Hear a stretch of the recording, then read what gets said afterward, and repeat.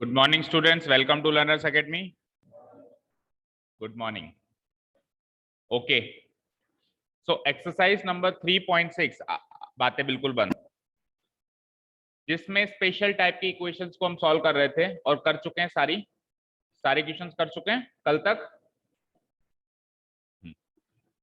इस टाइप के इक्वेशंस को सॉल्व कर रहे थे। तनिषा, क्या प्रॉब्लम है? क्या बोलो, इधर देख लो। ठीक है, वो उनके लिए, ऑनलाइन वालों के लिए, उनको प्रॉब्लम होगी तो देख लेंगे। हाँ, तो इस टाइप की इक्वेशंस को हम सॉल्व कर रहे थे। बेसिकली ये किस टाइप की इक्वेशन है? जहां पे वेरिएबल जो है डिनोमिनेटर में। इस टाइप की अपन ने कुछ 5-6 इक्वेशन सॉल्व करी। अब इस टाइप की इक्वेशंस क्या सर हमेशा बनी बनाई मिलती है या बनानी भी पड़ती हैं? बनानी भी पड़ती है। तो नीचे कुछ वर्ड प्रॉब्लम्स हैं हमारे पास, अलग अलग सिचुएशंस में अपने को अलग अलग इक्वेशंस बना रही है। अब इतना हिंट तो लग गया होगा और इतने बुद्धिमान तो सब होंगे ही सही कि इस एक्सरसाइज में ये वर्ड प्रॉब्लम है, तो ऑब्वियसली इन वर्ड प्रॉब्लम से ऐसी ही इक्वेशन बनेगी। इतना तो अंदाजा लग ही जाता होगा भाई इस टाइप की इक्वेशन बनने वाली है जब अपन इनसे इक्वेशन इसको जब अपन अल्जेब्रिकली रिप्रेजेंट करेंगे इन पूरी वर्ड प्रॉब्लम्स को, तो वो जो ऊपर अपन ने इक्वेशंस करी है 5-6, उस टाइप की इक्वेशंस बनने वाली है। समझ आया? अब उसके अंदर जो सबसे पहला क्वेश्चन है, ऋतु कैन रो डाउन, थोड़ा सा पढ़ रहा हूं मैं ना, Ritu can row downstream upstream, ये जितना जो भी क्वेश्चन है, speed of rowing still water, speed of current, इस क्वेश्चन को करने के लिए एक बहुत इंपॉर्टेंट टॉपिक है जो अपने को सीखना पड़ेगा, जिसका नाम है बोट एंड स्ट्रीम। ठीक है, हिंदी में बोलते हैं नाव और धारा। ठीक है, पहले उस टॉपिक के बारे में पूरी नॉलेज लेंगे, वो क्वेश्चन कर लेंगे, वो टॉपिक सीख जाएंगे तो ही ये क्वेश्चन को अपन छेड़ सकते हैं, नहीं तो नहीं छेड़ सकते। तो इसलिए नया टॉपिक है, आप हेडिंग डाल लीजिए बोट एंड स्ट्रीम। सबने डाल ली? ऑनलाइन स्टूडेंट्स आप लोग भी हेडिंग डालिए, नया टॉपिक है, ध्यान से समझिएगा। ऑनलाइन में थोड़ा सा मानता हूँ थोड़ा कम समझ आएगा, बट अब समझना तो है ही, कोई ऑप्शन नहीं है आपके पास, इंपॉर्टेंट टॉपिक है। ठीक है, हेडिंग डाल ली सबने? अब दिख रही है फोटो? ऑनलाइन स्टूडेंट्स आवाज आ रही है क्लियर?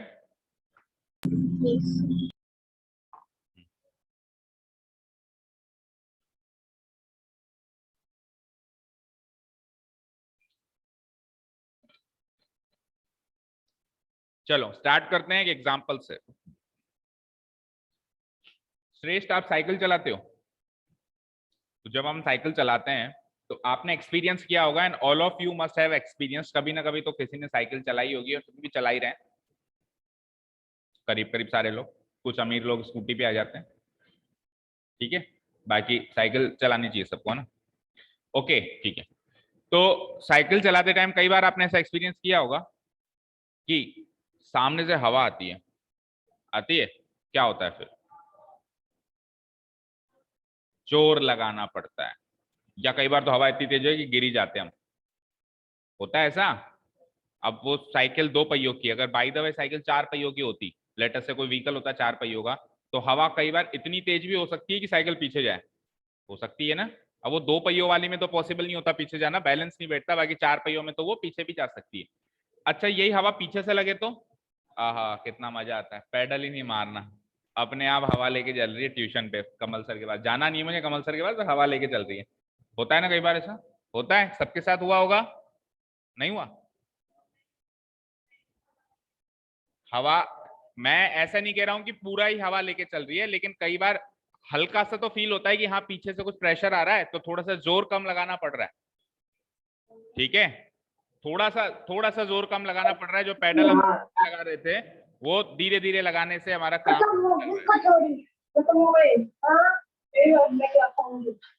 वो अपना माइक ऑफ करो। ओजस जैन, ये कौन से मेले में बैठे हो? पढ़ाई कर रहे हो, क्या कर रहे हो? ये ऑनलाइन वाले जितने भी है, कल से मैं वीडियो ऑन कराऊंगा, देखे कहाँ बैठते हो, अब कैसे पढ़ाई करते हो। केवल मोबाइल को ऑन करके भी हाँ सर को पता लगता रहे भी हाँ मैं पढ़ रहा हूँ, और कुछ और काम करने लग जाए तो वो पढ़ना फिर पढ़ने के बराबर नहीं है, मत पढ़ो, उससे बढ़िया।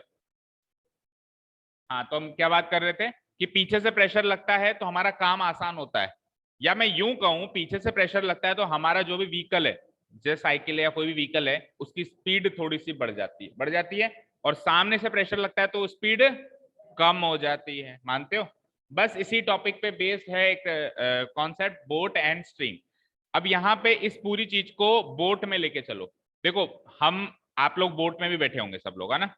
तो बोट में एक स्पीड तो बोट की खुद की होती है, एक स्पीड तो बोट की, लेटर से ये बोट है, ठीक है? ये बोट जो है एक स्पीड तो इसकी खुद की है, मान लो इसकी स्पीड है फॉर एग्जांपल 30 किलोमीटर प्रति घंटा। इसकी स्पीड से ये आपको इस छोर से इस छोर पे पहुंचाने वाली है। अब बोट किस में चलेगी? पानी। तो पानी भी बना दें, मान लो ये पानी, ठीक है, जिसको अपन नदी भी कह सकते हैं या कोई भी पानी वाली जगह। करी होगी ना बोटिंग सबने, पैडल बोटिंग करी होगी, पैडल बोटिंग। तो पैडल बोटिंग में भी होगा वही सिस्टम कि अगर वो जो पानी चल रहा है आपके साथ, आपको जिस डायरेक्शन में चलना है पानी भी उस डायरेक्शन में चल रहा हो, तो आपको पैडल कम जोर से मारना पड़ेगा। और उल्टा हो रहा हो, अगर पानी, अगर नदी इस साइड बह रही है और आप बोट ऐसे चला रहे हो, अगर नदी तो इस साइड बह रही है और आप बोट ऐसे चला रहे हो, तो आपको पैडल जोर से मारना पड़ेगा। तो होगा ऐसा? भाई कॉमन सेंस की बातें होगा ना। दैट मीन्स अगर ये पानी की चाल या पानी की जो बहाव है, जो बहाव है इसका वो इस साइड है, तब तो आप मान लो पानी का बहाव इस साइड है 10 किलोमीटर प्रति घंटा, 10 किलोमीटर प्रति घंटा की स्पीड से पानी बह रहा है, ठीक है ना? तो आपकी बोट की स्पीड कितनी है? 30, पानी की स्पीड कितनी है? 10, और आपको जाना भी इस साइड ही है, मान लो आपको जाना भी इस साइड ही है, तो ओवरऑल आपकी स्पीड कितनी हो गई? 30 प्लस 40, 30 प्लस 10 यानी कि 40 किलोमीटर प्रति घंटा की स्पीड से आप ट्रैवल कर रहे हो, यस और नो? और अगर मान लो उल्टा हो जाए, आपको इस साइड नहीं जाना, या फिर सपोज करो आपको तो इसी साइड जाना है, लेकिन पानी जो है वो दूसरी विपरीत दिशा में चल रहा है, वो उल्टी दिशा में चल रहा है, सामने से बह रहा है, मतलब नदी तो यूं बह रही है और आप यूं जा रहे हो। तो अब आपकी स्पीड जो है, आप तो चल रहे हो 30 किलोमीटर प्रति घंटा की रफ्तार से, पानी सामने से आ रहा है 10 किलोमीटर प्रति घंटा की रफ्तार से, तो 30 माइनस 10, आपकी ओवरऑल स्पीड कितनी रह गई? 20 किलोमीटर प्रति घंटा। और मान लो उल्टा हो, ये 10 किलोमीटर प्रति घंटा हो और ये 30 किलोमीटर प्रति घंटा, अब क्या होगा सोचो? बोट उल्टा पीछे जाएगी। आपकी स्पीड तो 10 किलोमीटर प्रति घंटा है और पानी सामने से 30 किलोमीटर प्रति घंटा की स्पीड से बह रहा है, तो आपकी ओवरऑल स्पीड आ गई -20। 10 माइनस 30 कितनी आ गई? -20, यानी 20 की स्पीड से आप पीछे जा रहे हो। पहले 20 की स्पीड से आगे जा रहे थे, अब 20 की स्पीड से आप क्या कर रहे हो? पीछे जा रहे हो। हालांकि ऐसा केस आपके क्वेश्चंस में नहीं आएगा कि पीछे ही जाना पड़ जाए, बाकी एक कॉमन सेंस की बात है कि अगर ऐसा हो जाए तो ऐसा होगा। अच्छा, यहां से एक बात क्लियर हो गई कि हमारे क्वेश्चंस में जब जब भी ऐसा क्वेश्चन आएगा तो हमारे क्वेश्चन में बोट की स्पीड ज्यादा होगी और पानी की स्पीड, फिर चाहे से पानी के साथ बह रहे हो या पानी के खिलाफ बह रहे हो, कैसे भी बह रहे हो, बट हमेशा क्या होगी? बोट की स्पीड ज्यादा होगी और पानी की स्पीड कम होगी। Is this clear? क्लियर है? अब जो टॉपिक है देखो उसमें बोट लिखा हुआ है, ये बोट कल को साइकिल भी बन जाएगी।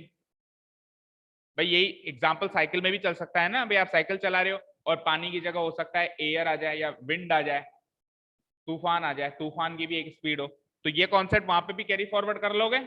जैसे यहाँ पे हो रहा है कि अगर साइकिल की स्पीड आप इस साइड जा रहे हो और विंड भी इस साइड चल रही है तो ऐड हो जाएगी, और मान लो आप इस साइड जा रहे हो और विंड सामने से चल रही है तो सब्ट्रैक्ट हो जाएगी, और साइकिल की स्पीड हर हाल में ज्यादा होगी और इसकी स्पीड हर हाल में क्या होगी? कम होगी, क्योंकि अगर उसकी ज्यादा हो जाएगी तो फिर केसेस बहुत अजीब अजीब से बनेंगे जो प्रैक्टिकली पॉसिबल नहीं। उल्टी साइकिल तो कौन चलाता है? ठीक है, क्लियर है? समझ आया ना? यहाँ तक क्लियर है? इसके अलग अलग नाम, जैसे मैंने कहा स्ट्रीम भी कह देता है कई बार इसको। स्ट्रीम का मतलब होता है धारा, धारा मतलब वही पानी का बहाव, उसको अपन धारा कहते हैं ना, धारा में बह गया वो, यानी वही पानी का बहाव। करंट भी कहते हैं, करंट मतलब वही पानी का बहाव।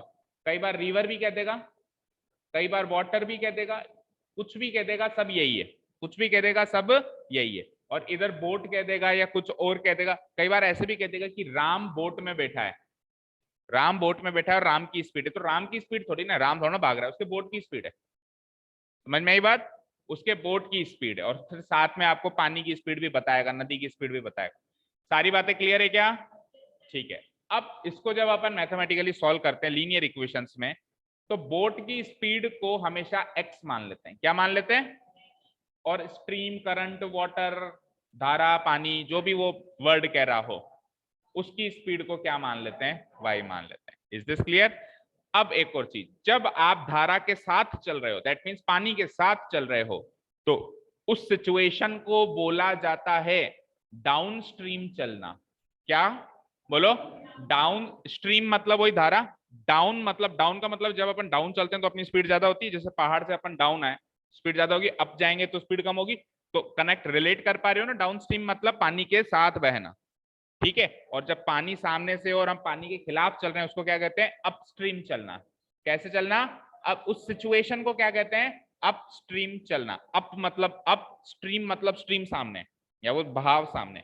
Is this clear?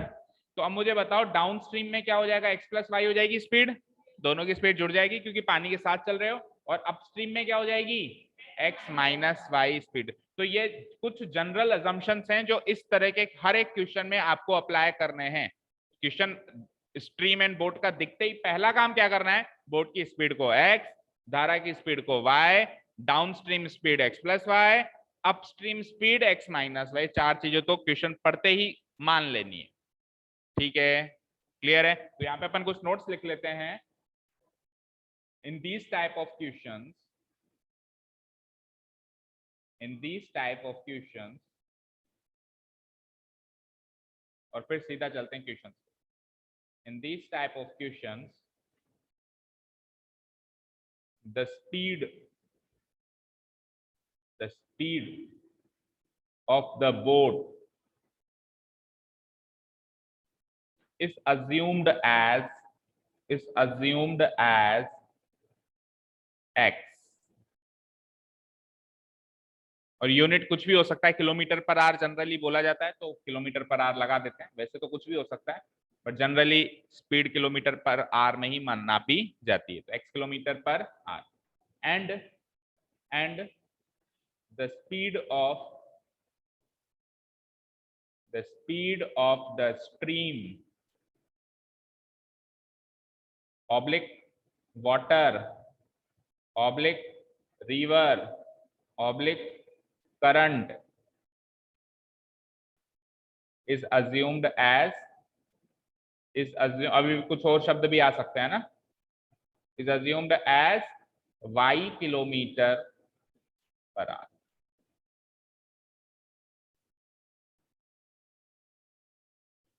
Also it is assumed that, और ये भी हमेशा माना जाता है, also it is assumed that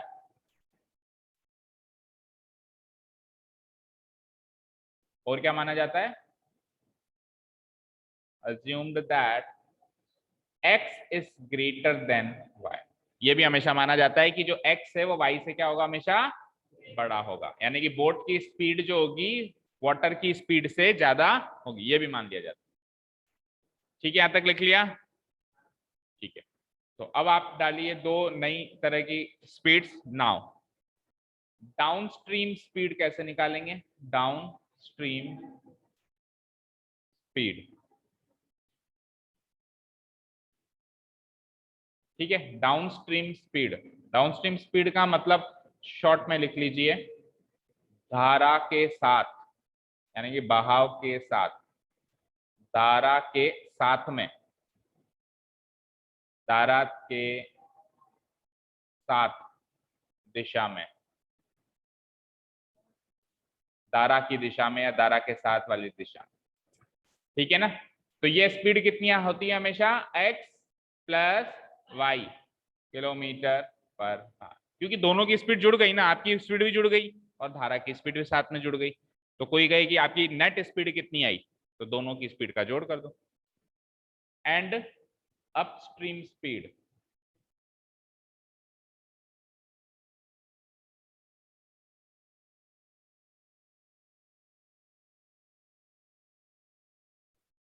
upstream का मतलब क्या हो जाएगा? धारा के विपरीत दिशा में,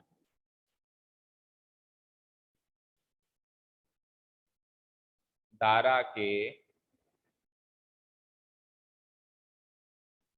विपरीत, विपरीत समझते हो ना? सामने से, विपरीत दिशा में। ठीक है, ये स्पीड कितनी होती है, x minus y kilometre per hour. बस दैट्स इट, आ जाओ क्वेश्चंस पे, इतना काफी। ठीक है, चले आप क्वेश्चन पे। Okay, let's see the question. Question number 1, Ritu can row. Row का मतलब होता है नाव चलाना। ठीक है, वो एक हाथ से चलाने वाली नाव होती है ना, चप्पू से चलती है, चप्पू से। चलाइए कभी, हिल स्टेशन में कभी गए हो तो चप्पू से नाव चलती है। एक आजकल तो खैर वो मोटर बोट भी आ गई है या पैडल बोट भी आ गई है, वो वाली नाव नहीं। रो करने का मतलब होता है इस तरीके से नाव चलाने को कहते हैं रो करना, ROW। ठीक है, तो ऋतु जो है रो कर सकती है, मतलब वो चप्पू से नाव चला सकती है डाउन स्ट्रीम। डाउन स्ट्रीम मतलब समझ जाओ, धारा के साथ। धारा के साथ वो कितने किलोमीटर चलती है कितने घंटे में, 20 किलोमीटर चलती है 2 घंटे में। और अपस्ट्रीम ऑब्वियसली अपस्ट्रीम में कम चल पाएगी, 4 किलोमीटर ही चल पाती है 2 घंटे में।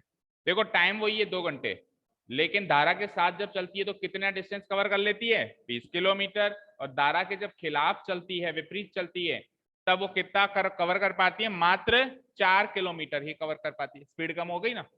तो find her speed of rowing water in still water. Still water का मतलब क्या होता है, रुका हुआ पानी। रुका हुआ पानी, पानी बह नहीं रहा है, बिल्कुल शांत जल है। ठीक है, तो बिल्कुल रुके हुए पानी में उसकी स्पीड बताओ, रुके हुए पानी में उसकी स्पीड बताओ, दैट मीन उसकी ओरिजिनल बोट की स्पीड बताओ।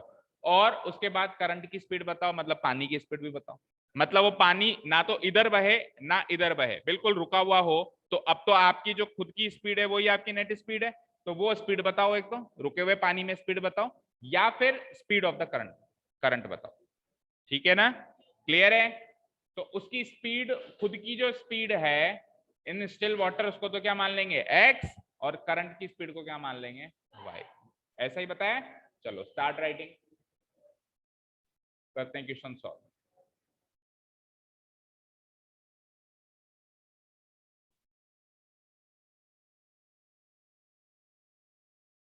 Late Ritu's speed of rowing, Ritu's speed of rowing in still water, in still water।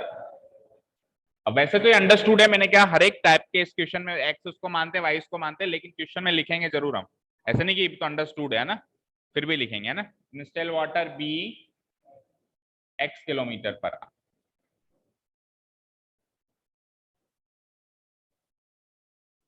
लिख लिया यहां तक। And the speed of the current B,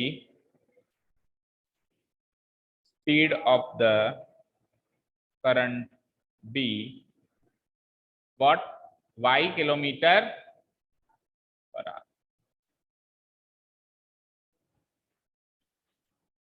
वो तो मान लिया x और ये मान लिया y, कोई दिक्कत नहीं है यहां तक। ठीक है, क्लियर है। अब नाउ केस 1, केस 1 है डाउनस्ट्रीम का ना। केस 1 है बेटा क्या, डाउनस्ट्रीम रोइंग कर रही है, वो डाउनस्ट्रीम बोट चला रही है। कोई सा भी ले सकते हो वैसे तो, सबसे पहले डाउनस्ट्रीम का जिक्र है इसलिए केस 1 डाउनस्ट्रीम ले ली। तो डाउनस्ट्रीम में कितने किलोमीटर चली, कितनी देर में पहुंची, लिखिए डिस्टेंस ट्रेवल्ड कितना हुआ, 20 kilometre. Distance travelled how much, distance travelled is 20 kilometre. Time taken, time taken कितना हुआ, 2 आवर्स। फाइन। तो डिस्टेंस भी है, टाइम भी है, स्पीड निकाल लो। मौका भी है, दस्तूर भी है भाई, डिस्टेंस भी है टाइम भी है, तो तीसरे अपने आप माइंड कहता है कि चल स्पीड निकाल ले, डिस्टेंस टाइम दोनों है। सो सो डाउनस्ट्रीम स्पीड कितनी होगी, सो डाउनस्ट्रीम, डाउनस्ट्रीम वाला केस है ना, तो स्पीड भी कैसी निकलने वाली है, डाउनस्ट्रीम ही निकलने वाली है। डाउनस्ट्रीम स्पीड ऑफ ऋतु। अब इसको दो तरीके से निकालेंगे। एक तो जो हमने अजम्पशन लिया है कि ऋतु की स्पीड x है और करंट की स्पीड y है, तो उस हिसाब से तो डाउनस्ट्रीम स्पीड क्या हो जाएगी, x plus y kilometre per hour, variable part में। और एक जो जनरल फॉर्मूला होता है डिस्टेंस डिवाइडेड बाय टाइम, उससे निकालेंगे, और डिस्टेंस डिवाइडेड बाय टाइम से भी निकालेंगे। तो डिस्टेंस डिवाइडेड बाय टाइम से निकालेंगे तो 20 डिवाइडेड बाय 2, इतने घंटे लगेंगे, दैट मीन्स 10 आवर्स लगेंगे। तो देखो वहां से वो स्पीड आ रही है ये, और यहां से ये स्पीड आ रही है, हाँ 10 है क्या, क्या, हाँ ये स्पीड है, सॉरी 10 किलोमीटर पर आवर, ऊपर भी तो किलोमीटर पर आवर है,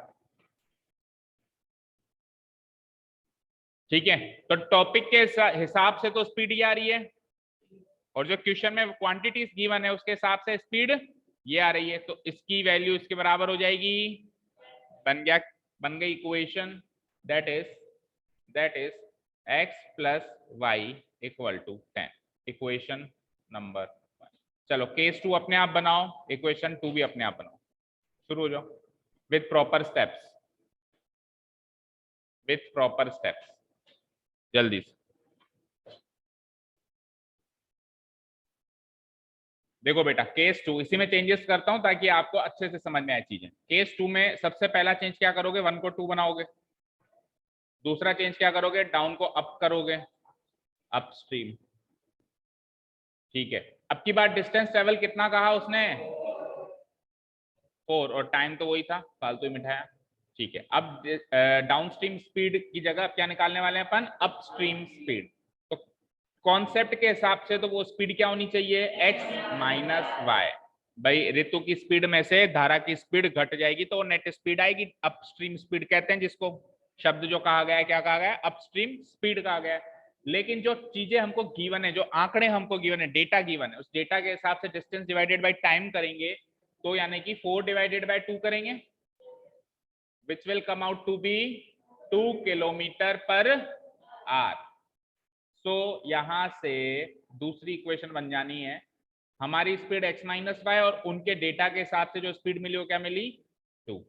so this will B equation number 2। अब तो इजी सी इक्वेशन बनी, आपको सर आप तो करे तो वैसी बनेगी, अभी दे रहा हूँ क्वेश्चन वैसा वाला भी। ये इसने इजी इसलिए बनवाई क्योंकि नया कॉन्सेप्ट है ना, एक तो कॉन्सेप्ट भी नया, फिर इक्वेशन भी वैसी वाली बन जाए तो बच्चा क्या है, हिम्मत हार जाता है। तो इसीलिए पहला ही क्वेश्चन है इस कॉन्सेप्ट का, इसीलिए उसने इजी वाली इक्वेशंस बनवाई हमसे, है ना। अभी इसी टॉपिक का दूसरा क्वेश्चन करेंगे अपन, इस एक्सरसाइज में नहीं, एग्जांपल में, ठीक है। तो पहले तो इसको सॉल्व कर लेते हैं। चलिए, तो ये तो काफी इजी इक्वेशन है, बोलो कौन से मेथड से सॉल्व करनी है, एलिमिनेशन। जब भी कोई चीज ऐसे दिख जाए ना प्लस माइनस में रखी हुई, तो सीधा सीधा है दोनों को जोड़ना है, दैट मीन्स एलिमिनेशन करना है, ठीक है। Adding equation 1 and 2, now adding equation 1 and equation 2, we get equation 1 plus equation 2। और अब तो अपन एडवांस मोड में आ गए, तो क्या दोनों के LHS लिखने की जरूरत है क्या, देख के ही जोड़ लेंगे, जोड़ना ही तो है, x और x स्क्वायर लो, पूछो श्रेष्ठ से, x और x स्क्वायर, और फिर x इंटू x क्या होगा, 2x। हाँ, pen plus pen pen square हो जाता है या दो पेन होते हैं, एक पेन तेरे पास ऑलरेडी है, मम्मी ने एक पेन और दिला दिया, मम्मी ने पूछा कितने पेन हुए, तो क्या कहेगा, पेन स्क्वायर, तो क्या कहेगा, दो पेन कहेगा ना।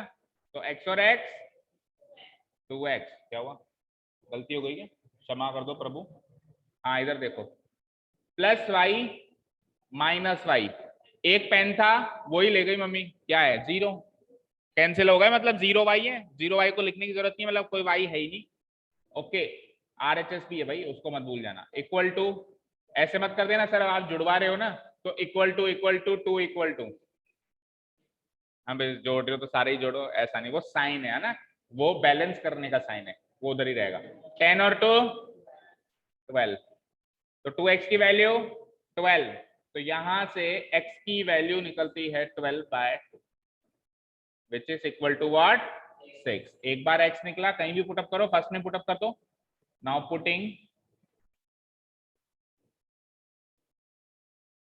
Putting x equal to 6, in equation first, second में करना है तो सेकंड में करो, कोई मनाही नहीं है किसी को भी। इक्वेशन 1 में कर देता हूं मैं, x प्लस वाई था तो x की जगह तो सीधे 6 पुट अप कर देता हूं, 6 प्लस वाई बराबर कितना आ रहा था 10। तो 6 और y का जोड़ अगर 10 है तो y कितना हो जाएगा 4, 10 माइनस 6 इक्वल टू 4।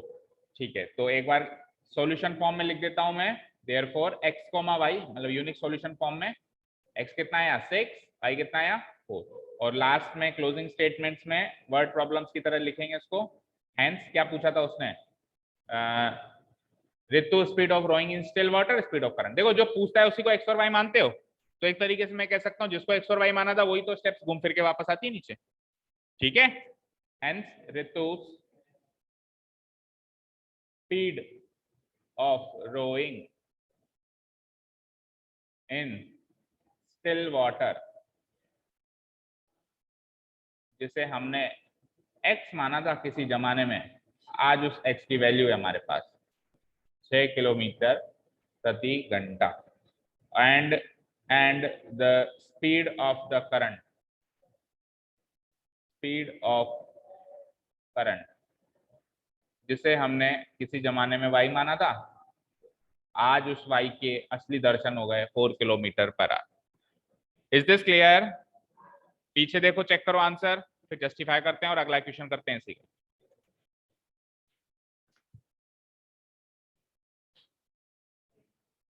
क्या ऐसे डराया मत कर भाई, हार्ट बीट बढ़ जाती है। 6 एंड 4, 6 एंड 4 ना, ठीक है। अब चलो जस्टिफाई करते हैं, वो उसने पहला ही क्वेश्चन है, नया कॉन्सेप्ट है इसलिए सब शो कर दिया होगा। चलो इसको अपन जस्टिफाई करते हैं, जस्टिफाई करते हैं। देखो ये तो है ऋतु की खुद की स्पीड, मतलब उसकी बोट की स्पीड, ये है करंट की स्पीड।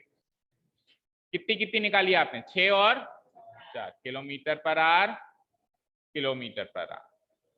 ठीक है, केस 1 कैसे चले आप, डाउनस्ट्रीम, डाउनस्ट्रीम। तो डाउनस्ट्रीम में आपकी स्पीड क्या हो जाएगी, इन दोनों का जोड़, 6 और 4 का जोड़, यानी कि 10 किलोमीटर पर आवर। आप कितना टाइम चल रहे हो, 2 घंटे, 2 घंटे चल रहे हो क्या, तो कितना डिस्टेंस ट्रेवल करोगे, अगर 1 घंटे में 10 किलोमीटर चलते हो और चल रहे हो 2 किलोमीटर लिख दिया, 2 घंटे तक चल रहे हो, यात्रा कर रहे हो, तो टोटल कितना डिस्टेंस ट्रेवल कर लोगे, 10 इंटू 2 20 किलोमीटर। तो वो भी तो यही कह रहा है कि 2 घंटे में 20 किलोमीटर चलती है, वो कोई अलग बात थोड़ा ना कह रहा है। हो गया जस्टिफाई। सेकंड केस कौन सा है, अपस्ट्रीम। अपस्ट्रीम में भी ये तीनों चीजें देखो, पहली बात तो ये बताओ अपस्ट्रीम में स्पीड क्या निकलेगी, उन दोनों का डिफरेंस, 6 और 4 का डिफरेंस, यानी कि 2 किलोमीटर पर आवर। टाइम तो वही ले रही है वो, 2 घंटे। तो 1 घंटे में अगर 2 किलोमीटर चलती है तो 2 घंटे में कितने किलोमीटर चल लेगी बताओ, 4 किलोमीटर। तो क्वेश्चन भी तो यही कह रहा है कि डाउनस्ट्रीम जाती है तो 2 घंटे में 20 किलोमीटर चलती है, लेकिन जब अपस्ट्रीम जाती है तो 2 घंटे में 4 किलोमीटर ही चल पाती है। हो गया जस्टिफाई, क्लियर है, कोई डाउट नहीं है, कॉन्सेप्ट समझ में आया। अब चलते हैं अपन इसके एडवांस क्वेश्चन पे। ये वाला क्वेश्चन आने के चांसेस कम है, ये तो टॉपिक सिखाने के लिए एक क्वेश्चन था इजी सा, जो एक्चुअल क्वेश्चन आने के चांसेस हैं इस एक्सरसाइज से जस्ट पहले एक एग्जांपल 19 सॉरी एग्जांपल 19, इसका सॉल्यूशन नहीं पढ़ेंगे, इस क्वेश्चन को पढ़ेंगे और सॉल्व करेंगे। रेडी हो, एवरीवन रेडी? ओके, देखो क्वेश्चन है, एक बोट है जो 30 किलोमीटर अपस्ट्रीम चलती है और 44 किलोमीटर डाउनस्ट्रीम चलती है, ये दोनों काम वो मिलके 10 घंटे में कर लेती है। अब आप कहोगे सर ऐसी कैसी इंफॉर्मेशन दे रहा है वो, क्लियर इंफॉर्मेशन लग रहा है कि नहीं? तो देखो ऐसा प्रैक्टिकली हो सकता है, कैसे, सपोज करो आप कहीं हिल स्टेशन में घूमने गए, कोई मंदिर है, मंदिर पे आपको मत्था टेकना है, ठीक है, तो अब वो मंदिर क्या है, नदी के पार है, तो नदी तक तो पैदल आ गए, अब उसके बाद वही बोट के थ्रू जाना है आपको वहां पे, ठीक है। तो बोट के थ्रू आप जाओगे तो वो नदी तो हमेशा एक ही डायरेक्शन में बहती है, ऐसा कभी हुआ है कि नदी जिस डायरेक्शन में बह रही हो, मंडे को एक डायरेक्शन में बह रही हो, ट्यूसडे को उल्टी डायरेक्शन में बह जाए? हिमालय से कन्याकुमारी तक मान लो बह रही है कोई नदी, गंगा नदी बह रही है, तो वो हिमालय से उधर ही बहेगी ना। ऐसा थोड़ा नहीं कि किसी दिन वो हिमालय की तरफ बहेगी, तो नदी की डायरेक्शन तो वही रहेगी, नदी की डायरेक्शन तो वही रहेगी। तो मान लो कि ये यहाँ पे आप खड़े हो और यहाँ पे वो मंदिर है और बीच में नदी है, तो नदी की डायरेक्शन तो वही है। मान लो इस साइड है या इस साइड है, कहीं भी मान लो, मान लेते हैं कि उस साइड है, तो आप बैठे साहब बोट में बैठ गए, तो बैठ के आप चले गए वहां पर, और फिर वापस जब आओगे तो वही नदी आपको विपरीत दिशा में दिखाई देगी। यानी सेम रास्ते पे अपस्ट्रीम डाउनस्ट्रीम दोनों एक्सपीरियंस किया जा सकता है ना, किया जा सकता है। प्रैक्टिकली पॉसिबल है कि नहीं है, पॉसिबल है। तो वही एक्सपीरियंस वो करवा रहा है कि टोटल लगे 10 घंटे। जैसे कहते हैं ना जाके आने में कितना टाइम लगा, जाके आने में कितना टाइम लगा, उसी रास्ते पे गए उसी रास्ते से आए, तो जाके आने में कितना टाइम लगा।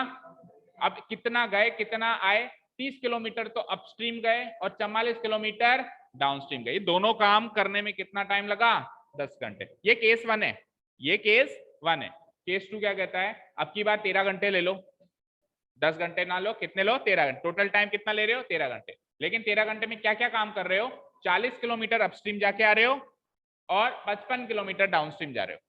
40 kilometre upstream and 55 kilometre downstream. वही काम, determine the speed of the stream and that of the boat in still water. शुरू करें, शुरू करें। अब ये थोड़ा सा इंटरेस्टिंग होने वाला है। पहला तो क्या है, काफी इजी था क्योंकि कॉन्सेप्ट समझाना था आपको, ठीक है। तो डिलीट क्यों कर दिया, पहले कुछ स्टेप्स तो सेम है ना, पहले कुछ स्टेप्स तो सेम है, ये वाली करो। बस ऋतु को हटा देंगे, अब की बार ऋतु नहीं है।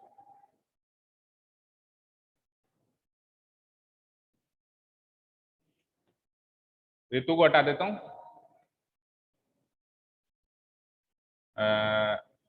ये लो, ऋतु को हटा दिया। उसने क्या क्या कहा है, determine the speed of the stream and of the boat in still water. तो speed of the boat, speed of boat in still water भी। अच्छा, ऐसा नहीं है कि पहले वो स्ट्रीम का जिक्र कर रहा है तो अब स्ट्रीम की स्पीड को एक्स मान लो, ये तो करना ही नहीं है। इस कॉन्सेप्ट में हमेशा बोट की स्पीड को एक्स और स्ट्रीम की स्पीड को हमेशा क्या मानना है, वाई। वो पहले कुछ भी पूछ ले उससे फर्क नहीं पड़ना चाहिए। तो speed of boat in still water be x and speed of the current word use किया, जो वर्ड वो यूज करे वही करना। स्ट्रीम वर्ड यूज किया है उसने, तो आप भी स्ट्रीम वर्ड यूज करो, स्पीड ऑफ द स्ट्रीम। और वर्ड्स वो बदल सकता है, मैंने बता दिया, करंट बोल दे, स्ट्रीम बोल दे, रिवर बोल दे, वाटर बोल दे, कुछ भी बोल दे। Speed of the stream be वाइकल। हो गया यहाँ तक, ये तो दो बेसिक स्टेप्स लिखने ही पड़ेंगे। अब केस 1 चलें। केस 1, केस 1 में मोटा मोटा कहें तो क्या क्या हो रहा है, डाउनस्ट्रीम भी हो रहा है अपस्ट्रीम भी हो रहा है। कितना डाउनस्ट्रीम हो रहा है, 30 किलोमीटर अपस्ट्रीम हो रहा है और 44 किलोमीटर डाउनस्ट्रीम हो रहा है। 30 kilometre upstream and 44 kilometre downstream. ये आपको, मैं आपको समझ में आ जाए इसलिए मैं हेडिंग डलवा रहा हूँ। आप चाहो तो ये सब ना भी लिखे तो चले, क्योंकि ये सारी चीजें तो नीचे स्टेप्स में लिखेंगे ही सही ना अपन वैसे। ये आपको समझ में आ जाए इसलिए फिर मैं हेडिंग भी डलवा देता हूँ। केस 1 इस हेडिंग का है, ठीक है। अब ये सारा सॉल्व करना है आपको केस 1। शुरू करें। सबसे पहला काम ये करें कि केस 1 जो कि अपस्ट्रीम और डाउनस्ट्रीम चल रहा है उसमें कितना टाइम लगेगा, नहीं टाइम वाला काम आखिरी में करेंगे। सबसे पहले अपन ये करेंगे, इस केस को दो पार्ट्स में तोड़ेंगे, क्योंकि दो चीजें कर रहा है वो। 30 किलोमीटर तो अपस्ट्रीम चल रहा है और 44 किलोमीटर डाउनस्ट्रीम चल रहा है। तो अपस्ट्रीम की स्पीड और अपस्ट्रीम की डिस्टेंस कितनी है, 30। अपस्ट्रीम कितना चले, 30 चले, और अपस्ट्रीम की स्पीड सबको पता है x माइनस वाई। उस स्पीड और डिस्टेंस से क्या निकालेंगे, टाइम। फिर डाउनस्ट्रीम की स्पीड और डाउनस्ट्रीम की डिस्टेंस से भी निकालेंगे डाउनस्ट्रीम का टाइम। फिर दोनों टाइम को जोड़ देंगे और दोनों टाइम बराबर कितना आएगा, जैसा कि बुक में गिवन है। कितना गिवन है टोटल टाइम, ये सारे केस का 10 घंटे। तो हमारा जो टोटल टाइम आया उसको 10 से इक्वेट कर देंगे, इक्वेशन बन जाएगी, ठीक है। चलिए तो पहले अपस्ट्रीम उठाते हैं। Distance travelled upstream, distance travelled upstream. कितना डिस्टेंस ट्रेवल किया अपस्ट्रीम आपने, 30 किलोमीटर। मैं नहीं कह रहा हूं, बुक कह रही। आगे चाहे से लगा दो, गिवन है ये। एंड स्पीड या upstream speed, and upstream speed कितनी होती है बोलो, याद ही हो गया होगा अब तो। अपस्ट्रीम स्पीड कितनी होती है बोलो Shreshth, upstream x minus y kilometre per hour. ठीक है, इसके आगे गिवन मत लगा देना, ये बुक में गिवन नहीं। ठीक है, तो अपस्ट्रीम स्पीड, अपस्ट्रीम डिस्टेंस तो कितनी है 30 किलोमीटर, और अपस्ट्रीम की स्पीड अंडरस्टूड होती है कि कितनी है x माइनस वाई। डिस्टेंस भी है, स्पीड भी है, क्या निकालोगे, टाइम निकालेंगे। तो मैं लिखता हूं, सो time taken upstream, time taken upstream, upstream में कितना टाइम लगा, तो क्या फॉर्मूला होता है टाइम का, डिस्टेंस बाई स्पीड। टोटल कितना चले और किस रफ्तार से चले तो पता चल जाएगा कितना टाइम लगा। तो कितना चले आप 30, और किस रफ्तार से चले x माइनस वाई की रफ्तार से चले, तो इतने घंटे लगेंगे बोलो। और बुक के अकॉर्डिंग ये कितना गिवन है, नहीं सॉरी अभी तो और भी है ना, सॉरी इतना ही छोड़ दो। अभी तो केस 1 में और भी चीजें हैं ना, 44 किलोमीटर डाउनस्ट्रीम वाला भी तो सुलझाना है मामला। हाँ बोलो, हाँ 44 किलोमीटर डाउनस्ट्रीम चेक करते हैं। तो ये का यही 3 चीजें वापस लिखेंगे, distance travel downstream, downstream speed और टाइम टेकन डाउनस्ट्रीम। ठीक है, इसी केस में अगेन डिस्टेंस ट्रेवल्ड,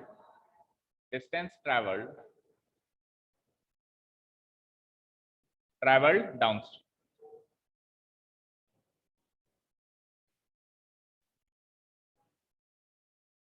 कितना डिस्टेंस ट्रेवल कर रहे हो डाउनस्ट्रीम, कितना गिवन है चेक करो, 44 किलोमीटर। गिवन डाल देना भाई आगे,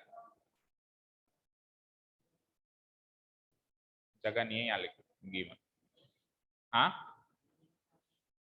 क्या गिवन, जो चीज, या तो फिर ऐसे लिखो इट इज गिवन दैट, ठीक है, और या फिर सामने गिवन लिख लो। जो आंकड़े बुक में गिवन है वो तो अपने को बताना पड़ेगा ना भाई ये गिवन है, हम हमारी मर्जी से नहीं डाल। अब जैसे स्पीड डालेंगे तो वो गिवन नहीं है, वो हमारे कॉन्सेप्ट के, वो तो कमल सर ने बताया, तो वो उसके सामने नहीं लिखेंगे गिवन। ठीक है, डाउनस्ट्रीम स्पीड,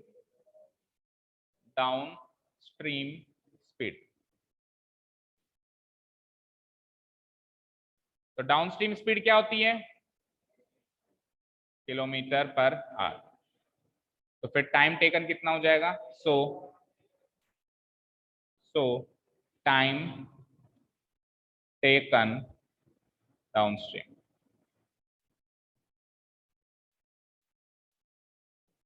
वही formula, distance divided by speed. Distance कितना है अब की बार 44, और स्पीड कितनी है,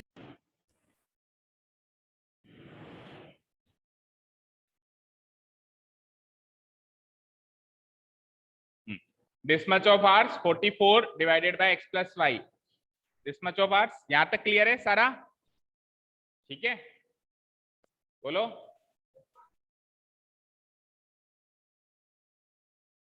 देखो अगर ये अपन स्टेप्स ऐसे ऐसे ऐसे ऐसे लिखते जा रहे हैं, इसमें कई बार क्या होता है चीज समझ में नहीं है। तो यहां तक क्या हुआ मैं पूरा रिकैप कर देता हूं। देखो केस 1 के अंदर भी 2 बातें भाई, एक पिक्चर में जब तक चीज नहीं दिखाई देती ना तब तक समझ नहीं बैठती। अब ये 2-3 स्क्रीन में हो जाती है तो कई बार कंफ्यूजन हो जाती है। यहां तक की बात को क्लियर करो क्योंकि केस 2 आपको बनाना है, केस 2 आपको बताना है। तो देखो ध्यान से, केस 1 में कितने किलोमीटर डाउनस्ट्रीम है, कितने किलोमीटर अपस्ट्रीम है बोलो। 30 किलोमीटर तो अपस्ट्रीम है, 30 किलोमीटर शॉर्ट में लिख देता हूं अप, एंड 44 किलोमीटर डाउनस्ट्रीम। तो मैंने क्या किया, केस 1 को 2 हिस्सों में तोड़ दिया। ठीक है, 2 हिस्सों में तोड़ दिया। अपस्ट्रीम ये वाला हिस्सा है अपस्ट्रीम का, इधर सारा काम अपस्ट्रीम के हिसाब से हो रहा है, और इधर सारा काम किस हिसाब से हो रहा है, ठीक है। तभी तो 2 बार हुआ ना। आप सोच रहे होंगे सर केस 1 में 3 और 3 6 स्टेप्स क्यों बनी, क्योंकि पहली 3 स्टेप बनी अपस्ट्रीम की और दूसरी 3 स्टेप बनी डाउनस्ट्रीम। आप चेक करो पहली 3 स्टेप में मैंने हर जगह upstream upstream upstream upstream, distance भी अपस्ट्रीम, स्पीड भी अपस्ट्रीम, टाइम भी अपस्ट्रीम। फिर उसी केस में again distance downstream, speed downstream और टाइम भी डाउनस्ट्रीम। क्लियर? तो चलो आओ अब उसी पिक्चर पे आओ। अपस्ट्रीम में डिस्टेंस कितनी आई बोलो, कितनी गिवन है? 30। स्पीड अंडरस्टूड है क्या होती है? x minus y. तो टाइम निकाल देता हूं मैं, distance divided by speed 30 divided by x minus y. ये का ये काम डाउनस्ट्रीम में करो। डिस्टेंस कितनी चल रहा है डाउनस्ट्रीम में? वो 44 किलोमीटर। स्पीड आपको पता ही है क्या होती है डाउनस्ट्रीम की स्पीड? x plus y. तो टाइम कितना हो जाएगा? वही डिस्टेंस डिवाइडेड बाय स्पीड यानी 44। अब ये टाइम है 30 किलोमीटर अपस्ट्रीम जाने का, ये टाइम है 44 किलोमीटर डाउनस्ट्रीम जाने का। तो टोटल टाइम ये दोनों काम करने में टोटल टाइम कितना लगेगा? This plus this. बोलो, मैंने कहा मेरे को पढ़ाने में 1 घंटा लगा, फिर मेरे को बाजार जाने में आधा घंटा और लगा। टोटल टाइम कितना लगा दोनों कामों में? 1.5 घंटा। इसका टाइम जोड़ दिया ना, तो 30 किलोमीटर अपस्ट्रीम जाने में इतना टाइम लगा, 44 किलोमीटर डाउनस्ट्रीम जाने में इतना टाइम लगा। टोटल टाइम कितना लगा? इन दोनों को जोड़ देंगे और ये टोटल टाइम, ये दोनों काम बुक के अकॉर्डिंग कितनी देर में हो रहे हैं? 10 घंटे में। तो इन दोनों का सम इक्वल टू 10 कर देंगे और इक्वेशन मिल जाएगी। ठीक है, समझ आया? अब समझ में आया ना? एक ही पिक्चर में एक ही सीन में सब कुछ दिख रहा है तो समझ में आएगा। ठीक है, आप केस 2 अपने आप बना सकते हो, ऐसे शॉर्ट में नहीं बनाना, पूरे विद प्रॉपर स्टेप्स बनाना। चलो अभी ये खत्म नहीं हुआ, इसका टोटल टाइम निकालते हैं। Now total time taken, total time taken. तो टोटल टाइम देखो, पहले अपस्ट्रीम का टाइम कितना है? 30 divided by x minus y, 30 divided by x minus y, plus फिर डाउनस्ट्रीम का टाइम कितना है? 44 डिवाइडेड बाय x प्लस। इतने घंटे कुल लगे ये दोनों काम करने में, और बुक के अकॉर्डिंग ये क्या गिवन है? 10 घंटे, 10 आवर्स, ये गिवन है ना, ये गिवन। तो हमारे अकॉर्डिंग इतना टाइम लगता है, बुक के अकॉर्डिंग इतना टाइम लगता है। इन दोनों को कर देंगे इक्वेट और बन जाएगी equation, that is 30 divided by x minus y plus 44 divided by x plus y equal to 10। तो अब बन गई उस टाइप की इक्वेशन जैसी इस एक्सरसाइज में दे रखी है, जिसमें वेरिएबल डिनोमिनेटर में, बोलो, इक्वेशन। एक और बनाओ केस 2 से और फिर इक्वेशन को सॉल्व करना है। बनाओ जल्दी से। क्या हुआ? बुक दिखाऊं? लो देखो, केस 2 में टोटल टाइम है 13 घंटे, अपस्ट्रीम जा रहा है 40, डाउनस्ट्रीम जा रहा है 55। यहां से लेके यहां तक ये डाउनस्ट्रीम सेकंड केस। देखो डिफरेंस क्या है, जो पहले क्वेश्चन किया, सुनो ध्यान से, डिफरेंस क्या है? जो पहले क्वेश्चन किया उसमें एक केस में तो केवल डाउनस्ट्रीम ही डाउनस्ट्रीम जा रहा है और एक केस में केवल अपस्ट्रीम ही अपस्ट्रीम जा रहा है, इसलिए वो इजी क्वेश्चन है। अब की बार क्या है, एक ही केस में डाउनस्ट्रीम अपस्ट्रीम, दूसरे केस में अगेन डाउनस्ट्रीम अपस्ट्रीम, तो इसीलिए दो दो वेरिएबल आ रहे हैं। ठीक है, क्लियर है? चलो बनाओ।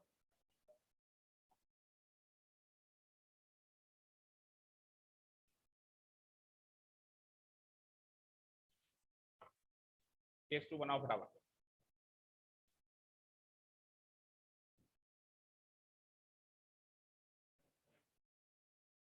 ओके चलो अगला केस पेश किया जाए। अगला केस ये है, बहुत सारे केस सुलझा दिए अपन ने, सीआईडी बन गया।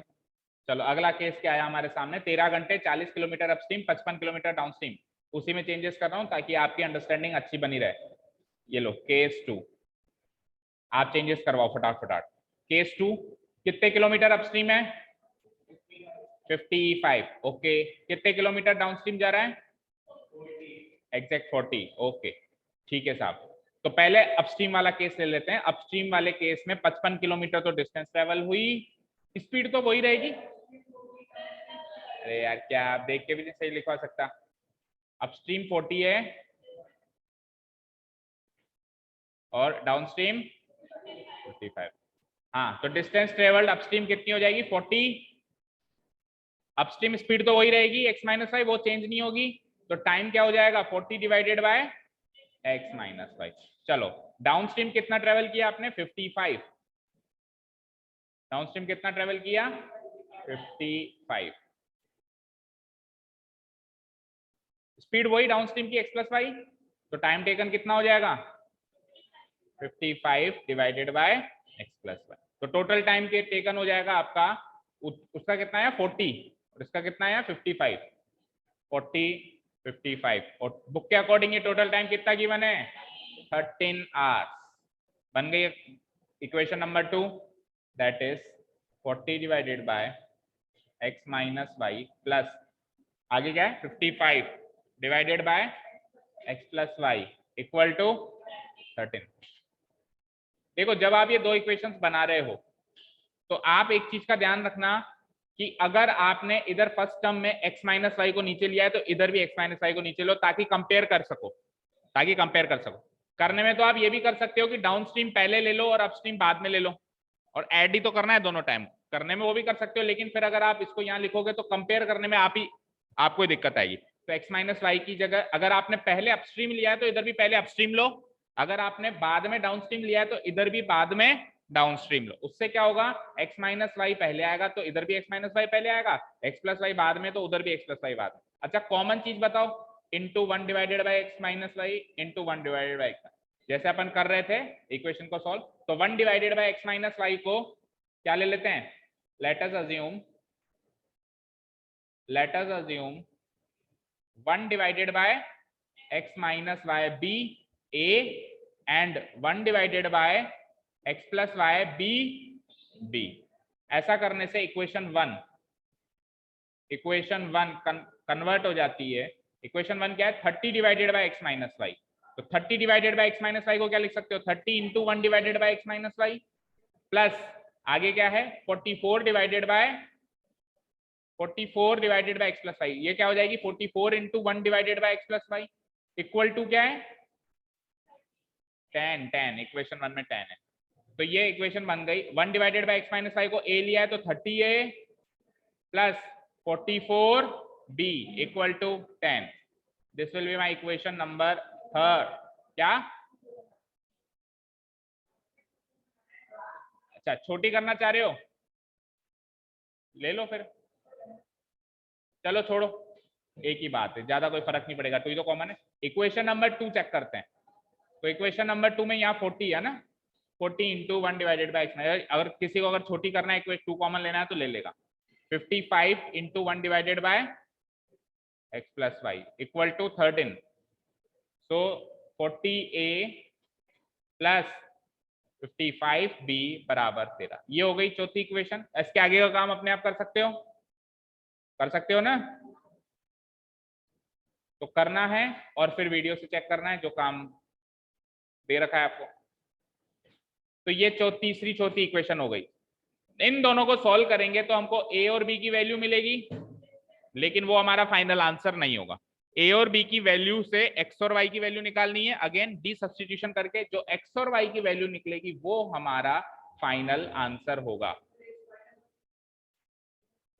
फिर अगेन दो इक्वेशन बनेगी, क्योंकि a और b से तो x और y की सीधी वैल्यू नहीं निकलेगी, x माइनस वाई की और x प्लस वाई की वैल्यू निकलेगी। क्योंकि ये किस टाइप की इक्वेशन है, ये इस टाइप की इक्वेशन है, सातवीं और आठवीं टाइप की इक्वेशन है, जिसमें नीचे भी x plus y x minus, तो इसमें दोबारा इक्वेशंस बनी थी याद है, तो इसमें भी क्या होगा दोबारा इक्वेशंस बनेगी। ठीक है, तो करके और फिर बाद में लास्ट में वीडियो से चेक कर लेना, कोई डाउट हो तो कल पूछ लेना। Okay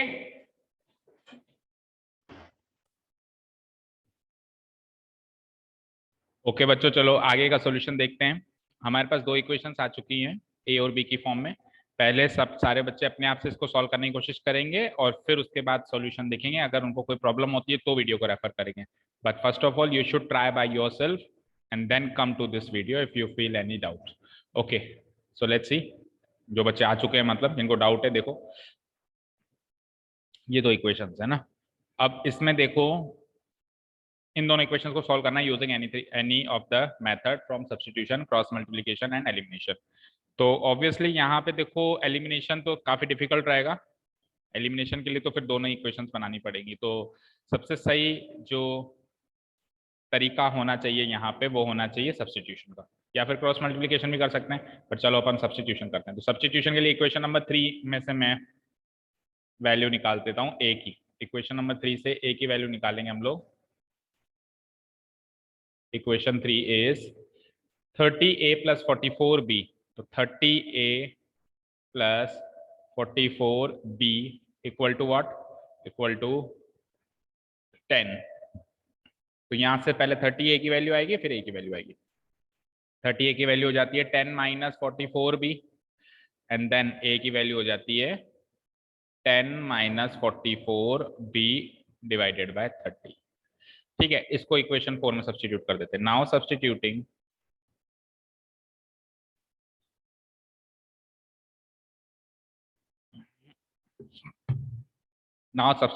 a equal to 10 minus 44b divided by 30. This value we have to substitute from equation 3 to equation 4, from equation 3 to equation 4. Let's see. तो equation 4 लिख देता हूं एक बार मैं। we get equation 4 लिख देता हूं एक बार फिर से। इक्वेशन 4 है 40a plus 55b, 40a plus 55b equal to what, equal to 13, 1313। ठीक है, इसमें a की वैल्यू आपको ऊपर दिखाई दे रही है, वो सब्स्टिट्यूट करो। 40 इंटू a की वैल्यू है 10 minus 44b whole divided by 30 plus 55b equal to 13। तो 0 से 0 कैंसिल आउट हो रहा है, इसके अलावा और कुछ नहीं हो रहा है। चलो आगे चलते हैं। 4 इंटू 10 40, 4 इंटू 44, 4 4 जा 16, रिमाइंडर 1 16 एंड 1 17, तो 176b, नीचे क्या बचा 3 प्लस 55b बराबर 13।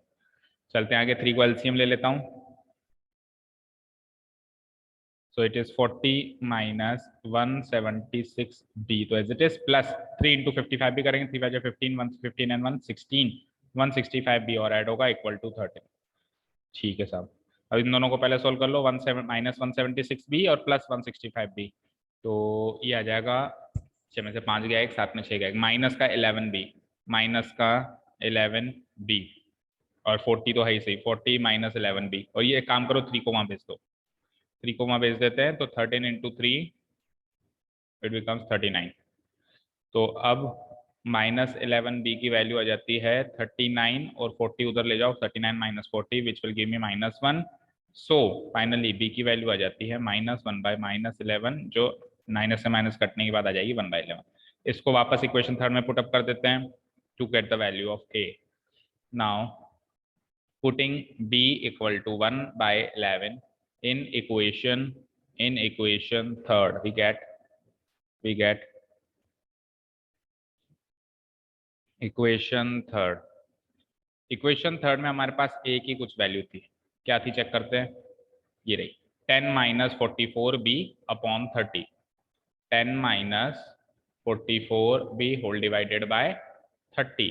इसमें b की वैल्यू जो भी आई है वो पुटअप कर दो। b की वैल्यू आई है 1/11, सो 10 माइनस 44 इंटू b की वैल्यू आई है 1/11 होल डिवाइडेड बाय 30। देखो ध्यान से देखो, 10 अपनी जगह, माइनस अपनी जगह, 44 अपनी जगह, ये b की वैल्यू है, ये 44 इंटू बी है, यहाँ पे 44 इंटू बी की वैल्यू पुटअप कर दी 1/11 होल डिवाइडेड बाय 30, अभी भी होल डिवाइडेड बाय 30 है। ठीक है, 11 से 1, 11 से 4 टाइम ये कट गया, सो इट इज 10 माइनस 4 यानी 6/30, 6/30 इज 1 डिवाइडेड बाय 5। तो a और b के सॉल्यूशंस तो आ गए मेरे पास, बट उससे अभी काम बनेगा नहीं। Therefore a, b equal to, a तो आया 1/5, b आया मेरा 1/11।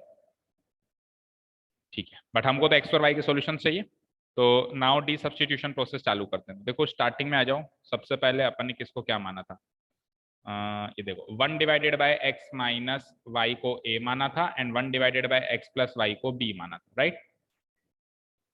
भाई 1 divided by x minus y को a, 1 divided by x plus y को b, तो डी सब्स्टिट्यूशन चालू करते हैं।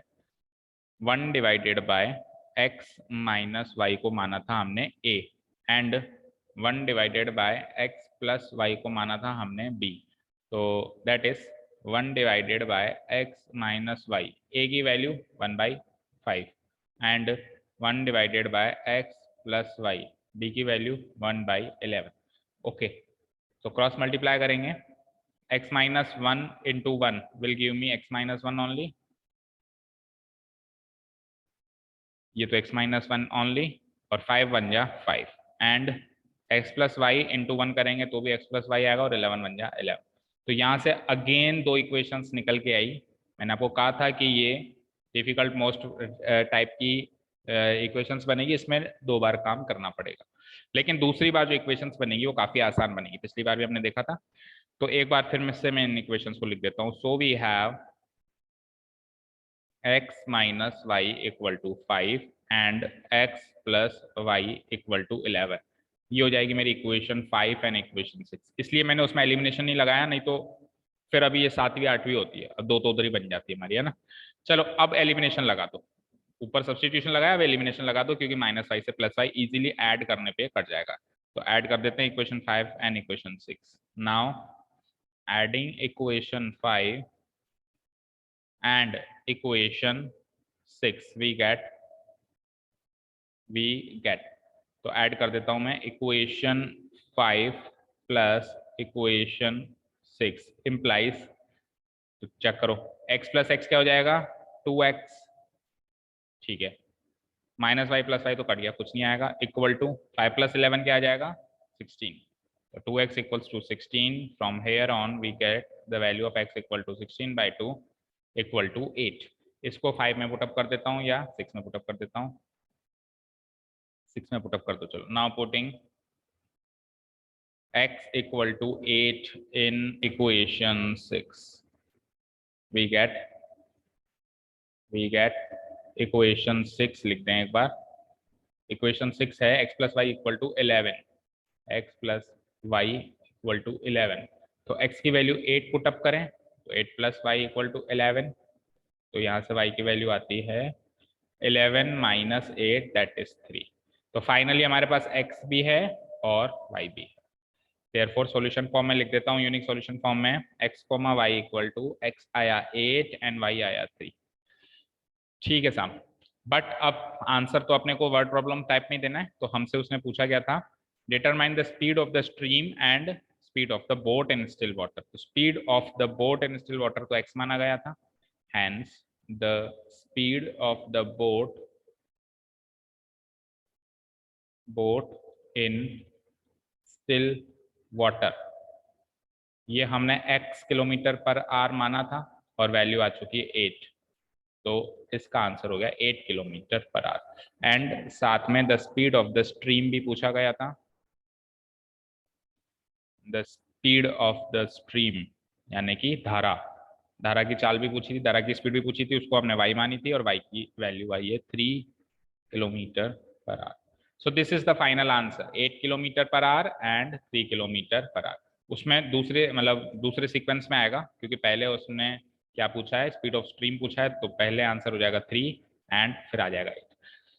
ठीक है, मैच कर लेते हैं हम आंसर, इसका सोल्यूशन भी वैसे भी नहीं चाहिए।